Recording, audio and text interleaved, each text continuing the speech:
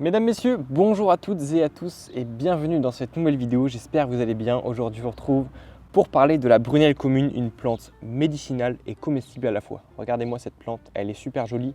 Elle se trouve dans la campagne en ce moment. Elle est très facile à trouver, très simple dans les endroits humides. Dans cette vidéo, on va parler des propriétés, de son histoire magique et fabuleuse, comment la reconnaître et enfin une sorte de posologie pour utiliser la plante avec des tisanes, tout ça.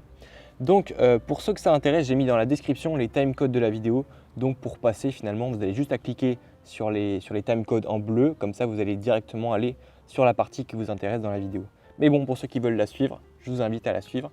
Toute la vidéo en entière. Allez, bonne vidéo à tous et portez-vous bien. Bien assis dans mon jardin, on va parler tout d'abord dans cette première partie des propriétés de la brunelle commune. Donc cette magnifique plante, en fait, elle a deux pouvoirs assez fabuleux. Elle a le premier pouvoir de traiter le diabète parce qu'en fait, si vous voulez, elle a un effet hypoglycémiant, c'est-à-dire qu'elle va diminuer le taux de sucre dans le sang. Donc c'est une plante à recommander pour tout type de traitement du diabète. À la fin de la vidéo, je vais vous expliquer comment utiliser pour la posologie en tisane, donc pour le traitement du diabète. Ensuite, la deuxième propriété majeure, c'est qu'elle a un effet, en fait, si vous voulez, elle va désinfecter la plaie et en même temps, elle va aider à cicatriser. En fait, c'est simple, elle va soigner les plaies, les angines, les stomatites et les glossites. Alors qu'est-ce qu'une stomatite? C'est une inflammation de la muqueuse buccale. Et qu'est-ce qu'une glossite? C'est une inflammation de la langue. Voilà. Donc c'est les deux propriétés majeures. Je vous invite à aller voir dans la description, il y a un lien, je vous ai mis toutes les grosses propriétés qu'elle a cette plante. Mais moi je voulais vous expliquer les propriétés pour lesquelles on l'utilise dans la médecine. Voilà. On passe à la deuxième partie, le point histoire. Dans cette deuxième partie, je vous invite à tendre bien fort vos oreilles parce que franchement, le point histoire, il est juste magique. En fait, les vertus médicinales de la brunelle étaient déjà mentionnées dans le traité des herbes médicinales de Shen Nong, comme vous pouvez voir à l'écran. Ce qui est incroyable en fait, c'est qu'il fut rédigé environ 200 ans avant Jésus-Christ, et ça c'est un truc de dingue en fait. Le célèbre botaniste anglais John Gerard, qu'il a plusieurs fois décrite dans ses ouvrages, aurait même affirmé qu'il n'existait pas de meilleure plante au monde pour soigner les plaies. Incroyable, moi qui pensais que l'Achillée millefeuille, donc la plante qui fait partie de la famille des apiacées, était indétrônable en fait sur le sujet de la cicatrisation, je me suis bien trompé en fait. Voilà. La brunelle commune apparemment elle est beaucoup plus puissante et maintenant elle va être dans le top 3 de mes plantes préférées. Voilà. Troisième partie, mais alors comment la reconnaître cette plante? Vous voyez, là vous arrivez à la reconnaître parce que c'est moi qui vous la montre, mais c'est simple en fait, vous allez voir. Tout d'abord c'est une plante mellifère, c'est-à-dire qu'elle va être utile pour les abeilles parce qu'en fait elle a un délicieux nectar et beaucoup de pollen. Et aussi, elle n'est pas très grande et peut mesurer à peu près jusqu'à 40 cm. Bon là, on est dans les débuts de la plante, tu vois. Elle mesure quoi 5-6 cm. Mais elle peut mesurer, allez, jusqu'à là, je pense. Je dirais jusqu'à là. Cette plante-là, en fait, c'est une lamiacée. C'est-à-dire qu'elle fait partie de la famille des lamiacées. Elle a une tige carrée. Regardez, tige carrée.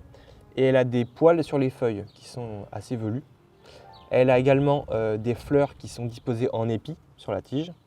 Et vous voyez, on a des fleurs qui sont d'un bleu violacé, on va dire. Ça dépend en fait des endroits où est-ce qu'on va l'accueillir et où est-ce qu'elle se trouve finalement. Par exemple, dans le sud, elle est plus brune et en fait, dans le nord, elle est plus foncée. Voilà, je ne sais pas pourquoi. C'est peut-être par rapport aux rayons du soleil, par rapport à l'altitude, je ne sais pas. Quatrième partie. Dans cette quatrième partie, on va parler de la posologie et des utilisations qu'on peut en faire pour le traitement du diabète ou pour le traitement des plaies.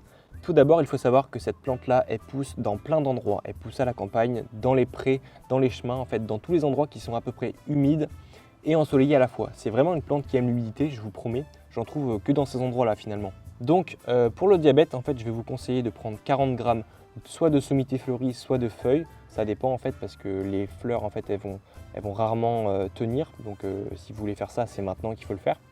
Ensuite, vous pourrez prendre les feuilles si vous voulez. Vous faites bouillir 40 grammes par litre d'eau et vous laissez infuser pendant 10 minutes et après vous buvez 3 à 4 tasses par jour.